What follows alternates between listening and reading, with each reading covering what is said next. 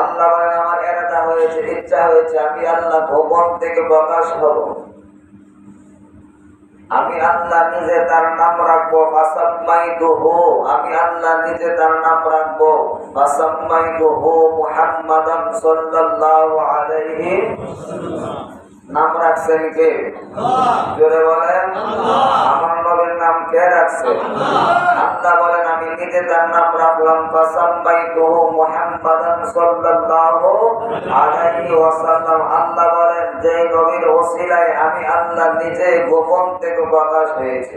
আল্লাহ বলেন আনা মিন নূরিল্লাহি, আনা মিন নূরিল্লাহি, আনা মানে আমি, মিন মানে হইতে, নূর মানে আমার হইতে। বলেন সুবহানাল্লাহ।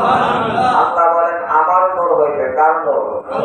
জোরে বলেন আল্লাহ রাব্বুল আলামিন বলেন আমি আল্লাহ রাব্বুল আলামিনের নূর হইতে আমি আল্লাহ একটা নূরকে সৃষ্টি করিয়াছি, যে নূরের নাম হইল মুহাম্মাদুর রাসূলুল্লাহ সাল্লাল্লাহু আলাইহি ওয়াসাল্লাম।